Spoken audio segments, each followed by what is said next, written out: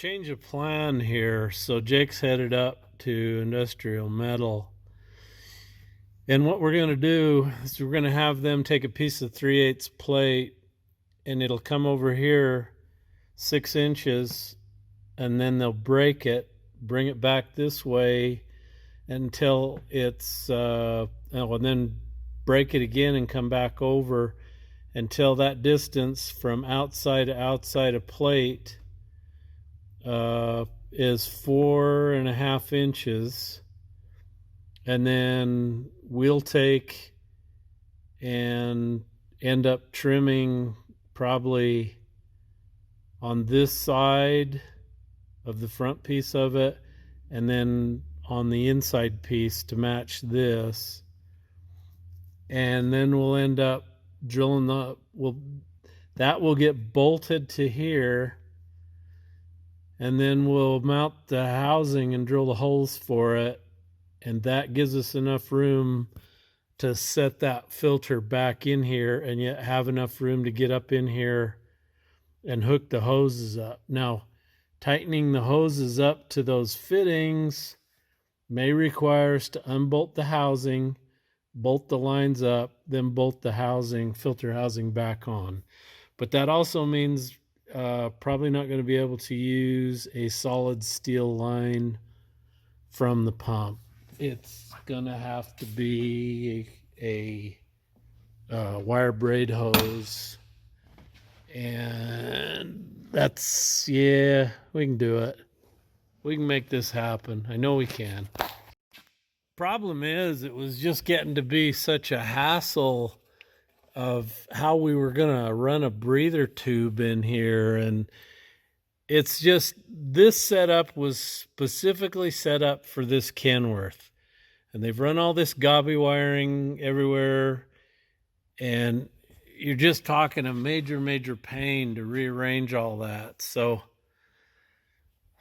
I'm putting it down there, and I mean it.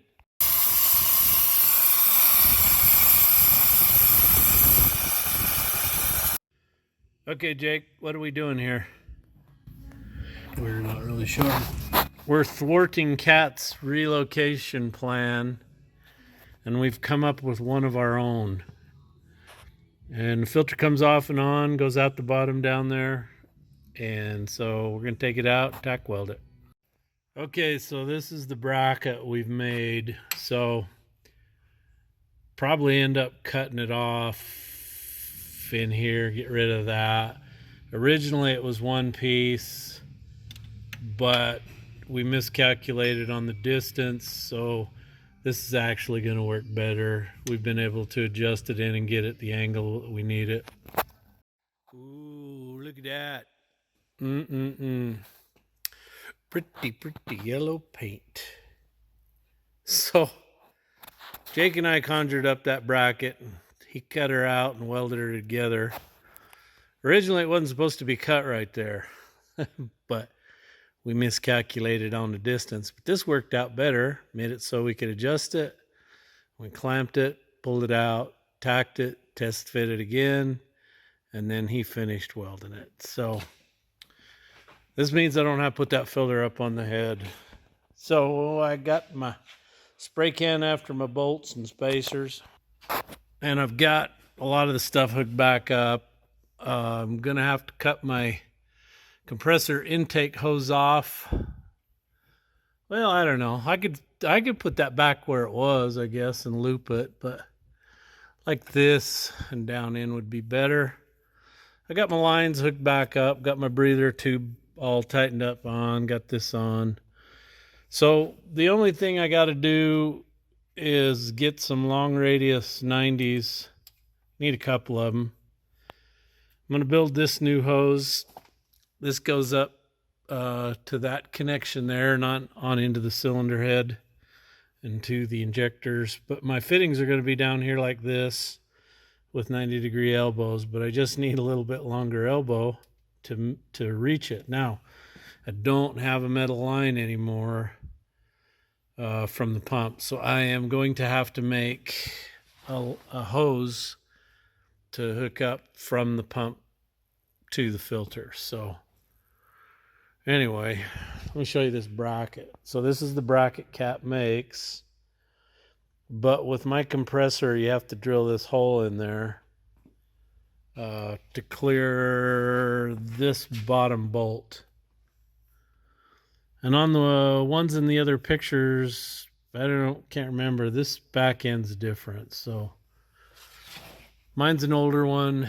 Newer ones didn't require that mod, but this is what they call a field installation, or I call it a field fit, which means you better be able to fabricate and make things work, because this is not a modification that's just going to bolt right up. So this is my air compressor with this plate over the back end.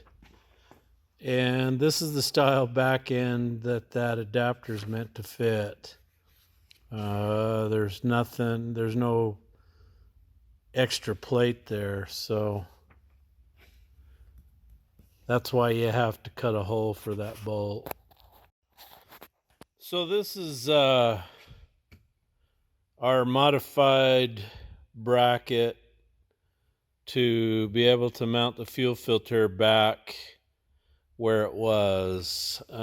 So basically what we did is we just kind of held the filter in there while Jake measured from that over to where I was holding the filter, and we came up with 4.5 inches is what we needed here. But we since it was impossible to hold the thing straight and level in there, I missed it. I apparently had the filter I think cocked in the bottom of it. So anyway, it wouldn't bolt up flat. So what we ended up doing was cutting this piece of U-shape we had bent up in half, bolted this back on, then slid this over and clamped it. Anyway, this is the finished product right here. So this is going to allow us to keep our filter down there where it was. And the reason is I'd have to change the breather, buy that, buy the spacer adapter plate that goes on the head, blah, blah, blah. This way it stays down there where you can reach the primer. And all I've got to do is build a new hose from the pump to the filter. So let's get this baby in. Okay, that one started. So I think what I'm gonna have to do is go get some longer bolts. I just don't think these are gonna give me enough threads in there. I got 2-inch, and I think I ought to have about 2.5 or 2.25. So I went to the bolt store and got some 2.5-inch bolts. The 2-inchers it was like only 2 or 3 threads was going in was all. So you're probably asking, why don't you just get rid of the spacer? Well, I think the reason they do that is it's kind of like if you ever been around an old Cat like D9, D8, the steering clutch housing compartments are covered in those kind of deals because of the vibration and stuff. You can't keep just a regular bolt tight. You'd have to Loctite them with high strength Loctite, all of them. And so what they do is they put these spacers on there, and it stops them from coming unscrewed. Like hard noses on 637s have those on them where they bolt down so they don't come loose. Anyway, it works. Don't ask me how. That's a question for an engineer. I don't know if it's because it crushes them or what it does, but it does. Okay, so I can put the filter in on this assembled, but when you go to change the filter, it's gonna go out the bottom. Okay, now the only 2 hoses I gotta do. See, this one I've got started up there on the head. This is the short one that goes up This is the actual outlet from the filter, supplies fuel to the injectors up on the head. It goes in through the head. So this one, it's got a really bad worn spot on it. But see, this is the way it's going to work. Unfortunately, the radius of the elbow isn't long enough.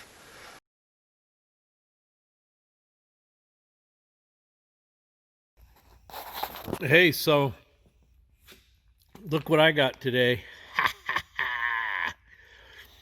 So Brandon, thank you very much, Brandon, down at my cat dealer, called me Saturday and said he was down at the store on a call and he would put my fittings out in the call window for me. So Mrs. Paydirt and I went to dinner Saturday night, went down to Applebee's there, eating good in the neighborhood, yeah.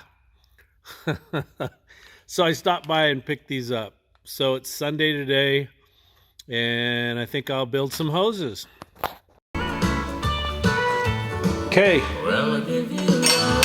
So I need this end again, so I'm going to show you how to build a hose.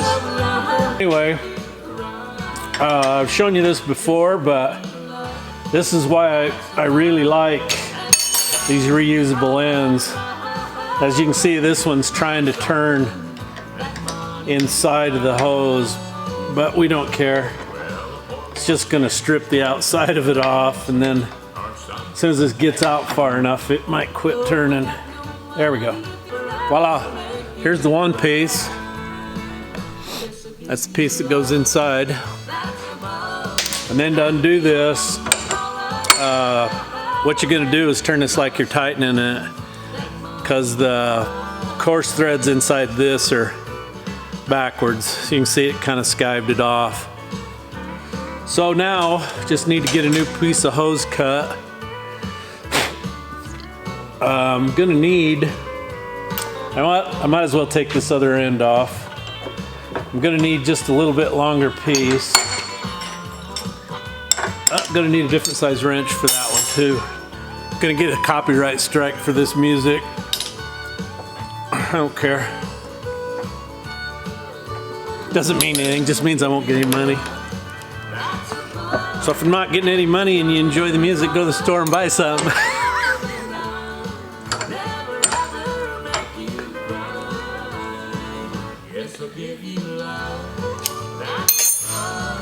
So some of you are asking, who is this? It's Daryl Singletary and Rhonda Vincent. And if you don't know who Rhonda Vincent is, well, I guess you don't listen to country music much. Come on out there. Okay, I'm gonna need a hose a little bit longer than this. So what I'm gonna do is take this 9 miles of hose that's laying on the floor here. I'm gonna put the straight end on it, run it up there, hook it up, bring the hose around, figure out what I need, and then cut it off. What I'm gonna do is I just kind of got this started. I'm gonna stuff this up there, bring it around, and then take one of these fittings and hold it up against the hose and the fitting I gotta go to. Then take my trusty Sharpie marker, mark it, cut it good and square in the chop saw, and then I'll show you some secrets of how to assemble these so you don't have any trouble.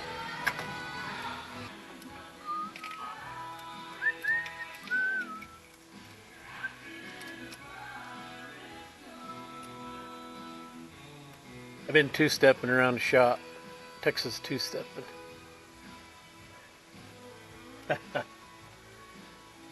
I listen to all kinds of music. Country. I like this good old country western. I grew up in the 60s and 70s rock and roll.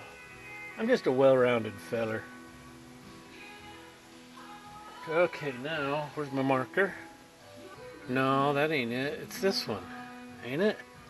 That sucks. Should have made a bigger mark, Jeff. Yeah, that's it, right there. Can you see it? Right there.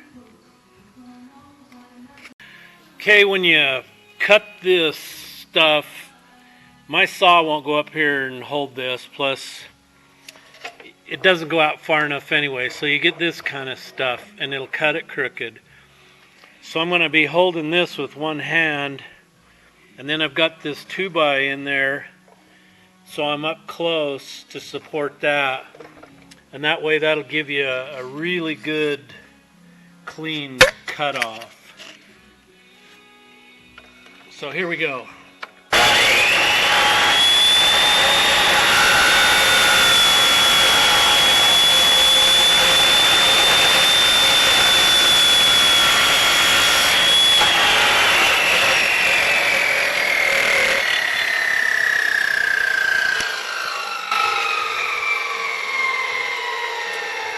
Okay, so there's our cutoff, good and clean.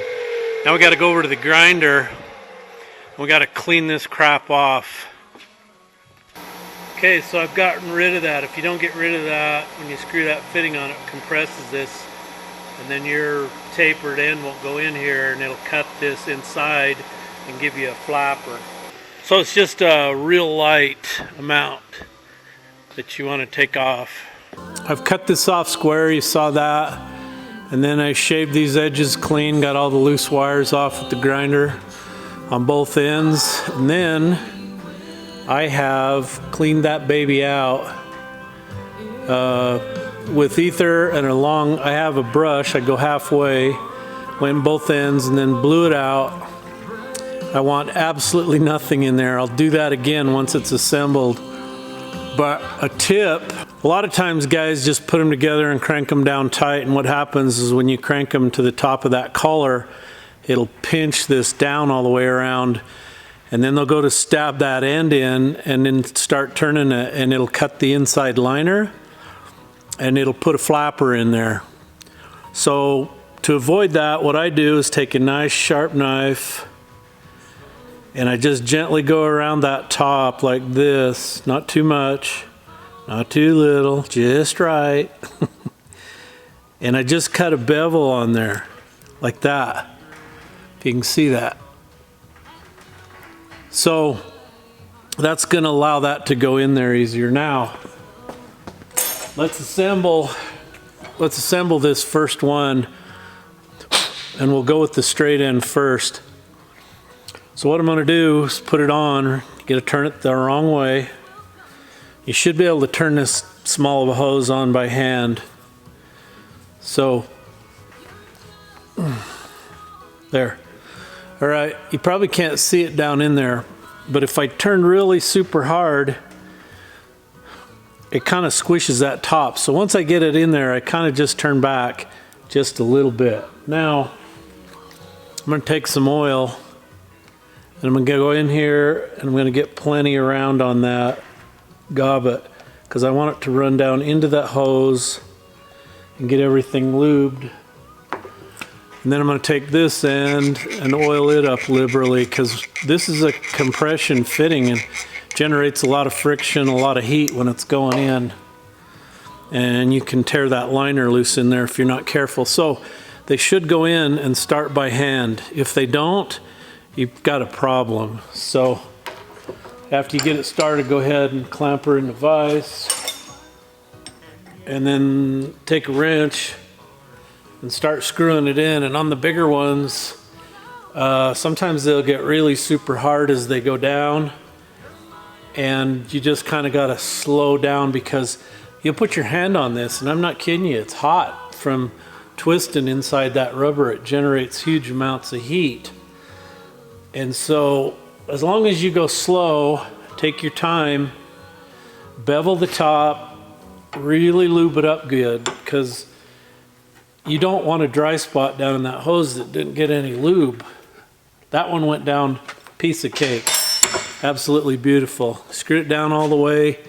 There you are. Now just feeling this right now, it's warm. It's quite warm. So I've had guys at my cat dealer years and years ago. I was in a hurry and I just said, hey, I need this hose built out of reusable ends. They built it. It was for my diff lock. So I came and I put it on, and it would apply the diff lock, but it wouldn't release it. And the reason is it had a flapper in one end. So the air would go past it, but it wouldn't let the air off. It wouldn't leak enough off for even the quick release to let it off. So I took the hose off, looked through it, sure enough it had a flapper in it. So these are things you got to watch out for. So I'm gonna go trial fit this, make sure I'm good before I put this last fitting on.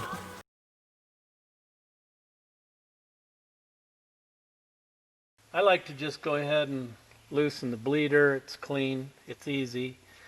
It doesn't really take that long to get her filled up. Now this filter's been dumped out again because of having to get it in and out of there.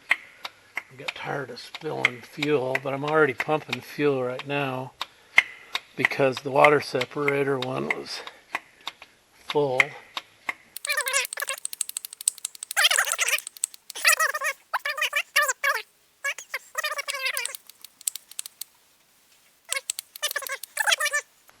Oh, you know what? I better put water back in it. Good thing I didn't start it without water. Let's go do that. Okay.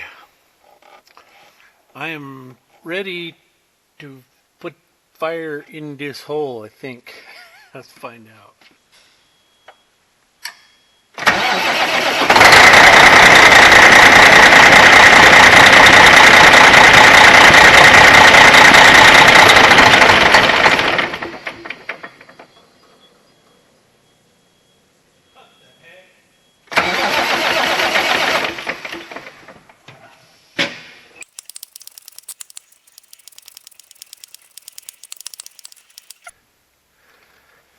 Okay, so I just don't think I got it bled enough, so I pumped some more on it.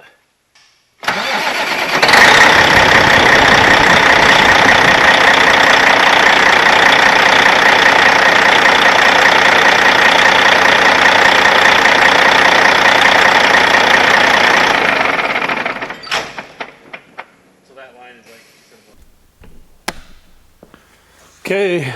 I'm gonna get this thing out of here, let it run, see if I've cured the leaks or not.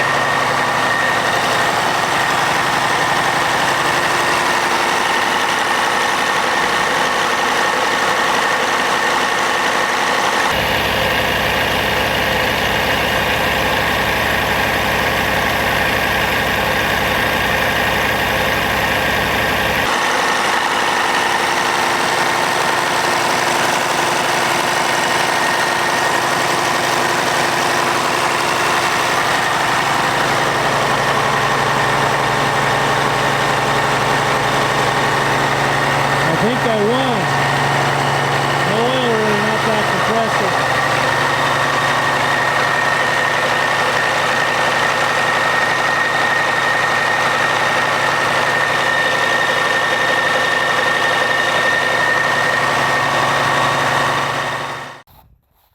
So there it is.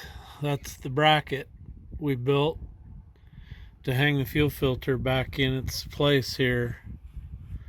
And I just had to get some long stem 90s to run the fuel in and out, build a couple hoses. Anyway, no oil leaks, none. I'm tickled to death. Hey, got my breather extension trimmed off. It's same height as the bottom of the front axle.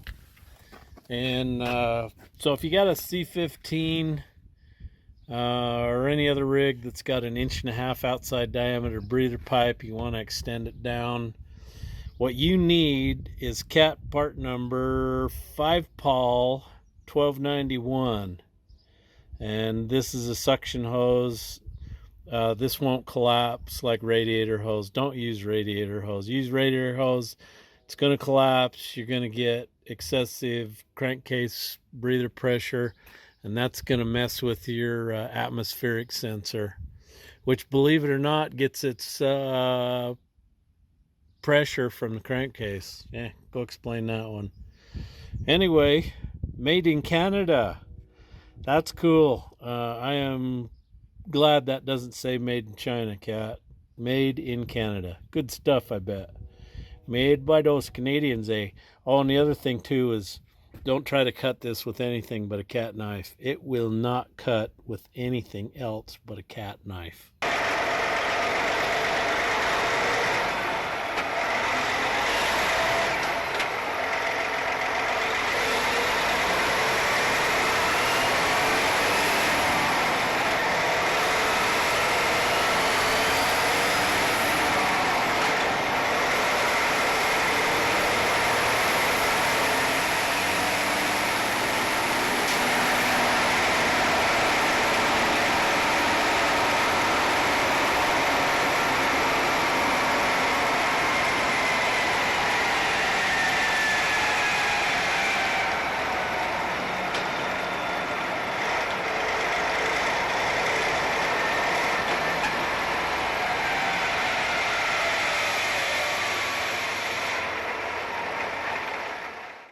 So I drove the truck, used the retarder real heavy, took it out for a spin. Let's see if there's any black drippies under here. I see none. Absolutely none. So let's tip the hood and see what's under there. See if we've got any other spots that are leaking. So I've got 0 leaks on this side. I don't see anything coming down the pan from that bolt that was loose. But one thing I noticed in the video was how much these lines were shaking. So definitely gonna have to build a bracket again to hold those down. Either put the OEM one back on or make one myself. Okay, now here's the part I really love. There's nothing coming off of the bottom of that compressor. Nothing coming out the housing. Nothing coming out there. It's just clean.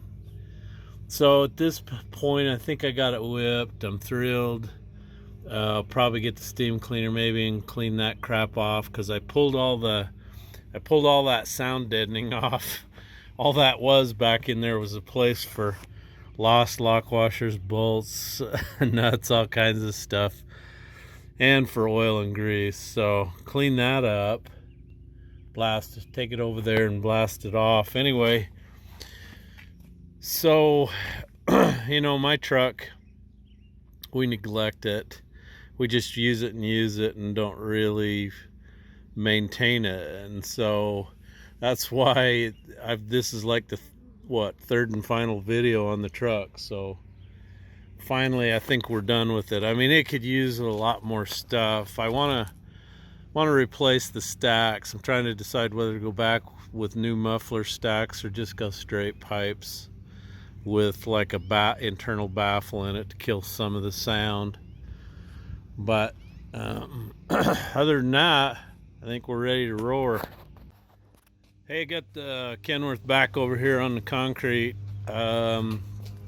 So Friday's video, which is today, I'll cut it loose probably about now 4 o'clock Mountain Standard Time, my time. Basically goes through fixing the crack in the compressor. Anyway, I've run the thing. I have absolutely no oil leaks. I'm tickled to death.